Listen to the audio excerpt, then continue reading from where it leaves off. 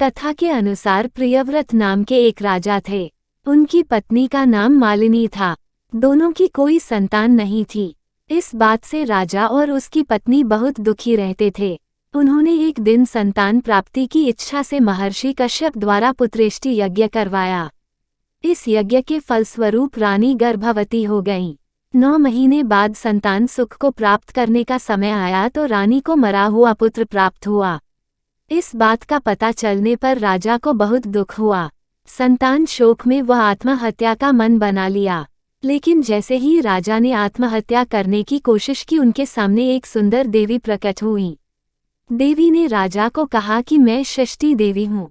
मैं लोगों को पुत्र का सौभाग्य प्रदान करती हूँ। इसके अलावा जो सच्चे भाव से मेरी पूजा करता है, मैं उसके सभी प्रकार के मनोरथ को पूर्ण कर देती हूँ। यदि तुम मेरी पूजा करोगे तो मैं तुम्हें पुत्र रत्न प्रदान करूंगी। देवी की बातों से प्रभावित होकर राजा ने उनकी आज्ञा का पालन किया। राजा और उनकी पत्नी ने कार्तिक शुक्ल की षष्ठी तिथि के दिन देवी षष्ठी की पूरे विधि विधान से पूजा की।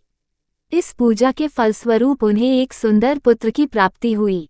तभी से छठ का पावन पर्व मनाया जाने लगा।